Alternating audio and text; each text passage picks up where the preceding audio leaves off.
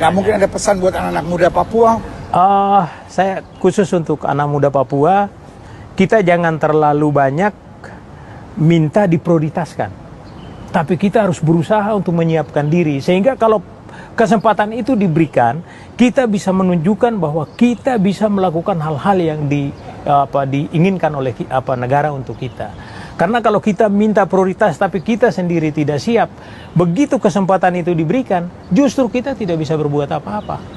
Sehingga itu yang kita harus menyiapkan diri. Dan juga kalau kita sudah duduk di satu jabatan, jangan berambisi untuk bergeser atau apa. Ini yang saya lihat masih kurang bagus. Karena ya saya mungkin lihat sedikit khusus untuk kita anak-anak Papua ini. Saya hampir 3,5 tahun saya menjabat sebagai Pangdam.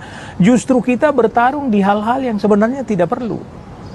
Harusnya kita bisa kerjasama, saling bantu-membantu untuk meniti karir atau membesarkan daerah kita. Tapi justru kita dengan kita sendiri bertarung yang negatif. Itu mungkin karena budaya sukunya ini ya, perang-perang suku dan lain-lain sampai hari ini masih... Saya pikir itu ada, tapi itu budaya kita. Tapi sekarang ini kan sudah modern, kita kan harus bisa melihat ke depan. Dan kita harus bersatu. Harus bersatu, jangan melihat kan ada yang bilang, ini dia dari sini, ini dia dari sini. Justru ini memecah belah kita. Karena berpikir sesuatu itu, lebih baik banyak orang yang berpikir untuk satu hal, daripada satu orang berpikir sendiri banyak hal. Justru kalau banyak hal pecah dan tidak ada yang bisa sampai bisa artinya bisa sukses, bisa hasilnya baik. Dan itu yang saya merasa bahwa kita anak-anak Papua ini harus bersatu dan punya komit. Kalau sudah ada yang misalnya duduk di jabatan itu, kita harus mendukung. Kita yang lain mendukung, jangan baku dongkel. Jangan baku dongkel. Padahalnya kalau kita disuruh duduk di situ belum tentu juga kita baik di situ. Dan seperti Bapak bilang mungkin tadi, kalau Manado bisa, Papua bisa. Kalau Chinese bisa, Papua bisa. Jawa bisa, Papua bisa. Iya, kita bisa. Saya pikir tidak ada halangan. Soal pekerjaan yang diberikan, saya pikir saya selama ini mampu melakukan itu.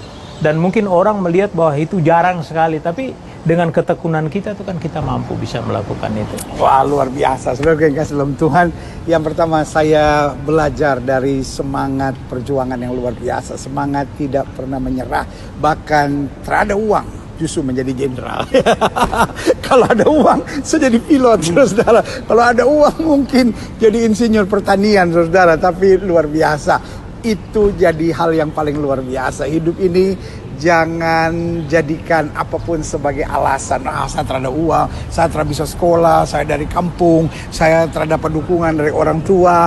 Tetapi bersama Tuhan kita cakap menang segala perkara. Yang pertama, jadilah orang-orang yang berjuang. Yang kedua, jadilah orang-orang yang tekun. Tadi seperti bilang, mau belajar, mau berjuang. Nggak bisa beli buku, fotokopi, apa, perjuangkan. Lalu yang ketiga, atur hubungan dengan baik, ya kan?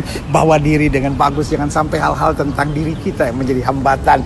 Dan yang keempat, selalu mengimani pertolongan dan kasih Tuhan. Lakukan apa yang Tuhan perintahkan, maka banyak hal dahsyat terjadi. Saudara yang kasih dalam Tuhan, saya Gilbert Lumoindong bersama dengan Bapak Legend TNI Yopi Wayangkau mengingatkan buat setiap saudara sekalian, kamu hebat. Sampai berjumpa program berikut. Haleluya.